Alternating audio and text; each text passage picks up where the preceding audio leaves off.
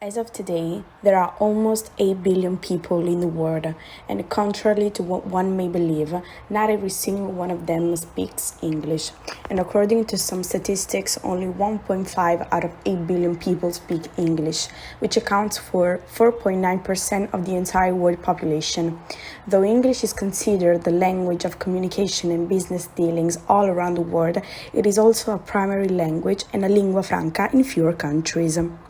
It is necessary to start from the difference between the Latin expressions de facto and de jure, which translate respectively into in fact and by law. These two expressions are usually found in law-related matters, especially when referring to practices.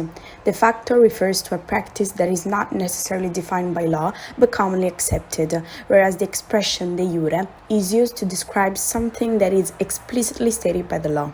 In the field of linguistics, these two expressions are used to refer to the languages spoken in a country. Several countries, including Australia and Japan, have a de facto national language, but not a de jure one. English is not in fact Australia's official language, but it is its de facto national one, and it is almost universally spoken. Though it is theoretically impossible to precisely affirm how many people speak a specific language, studies have been carried out on this specific topic, and according to many of them, the three top languages spoken in the world are Chinese, English, and Spanish.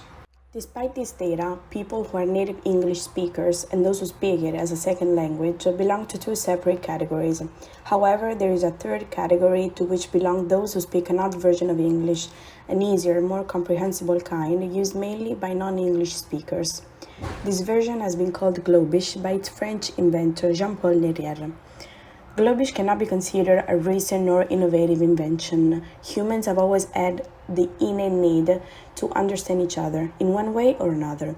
For many decades now, the number of people who speak a personalized English has been far greater than the number of native speakers. The concept of language is often strictly related to one's identity, as are historical precedents.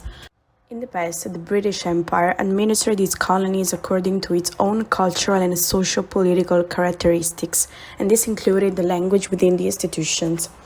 On the other hand, there were the colonized, who, willingly or not, had to adapt themselves as much as possible to the new language, embellishing it with words and expressions of a certain community, and sometimes even changing the lexicon, the grammar, and the pronunciation. There are many cases and examples of code switching, where locals mixed English and their local language in a vernacular that could be understood only by those who were within the specific community. In 2004, Jean-Paul Lerrière published his book Don't Speak English, Speak Globish, which was later translated in many languages. The success of this book and the idea itself that the supreme English language could actually be dethroned by a simpler version surely shocked the more conservatives. But it also sparked an unprecedented debate, triggering for many a series of questions about what the future of English could be, as well as what the consequences of learning and teaching this version could eventually be. Globish is considered the primary tool to enable effective communication in any part of the world, regardless of the reason for its use or the linguistic background of the person who wishes to learn it. The word globish is the crisis of global and English, the perfect fit for a need of a better understanding. With globish, people finally have the chance to speak the same language, an English-based one, but with a different undertone, so as not to completely abandon the identity that usually ties a person to one's language, culture, and existence. Globish is a tool of global communication rather than an actual language that only needs 1,500 words to function properly. The central theme is work with what you've got. Since there is no certainty that the person trying to learn Globish is fluent in English or has attended an advanced course, the first advice of the author is to start from the beginning, despite the quality and the quantity of your English skills. If the vocabulary is so meager, then one will have to use more words to express a concept, as if it were a paraphrase. The strategy is not to approximate, but to restate the same idea several times, using different but common words instead of using rare words that not everyone might know. It is obviously the easiest solution when speaking in a language that is not one's mother tongue, which is when one is prone to be more precise, a thought that led the author to assert that ultimately globish is nothing but a disadvantage for native English speakers. All these varieties certainly continue to enrich the linguistic diversity and distinctiveness of English.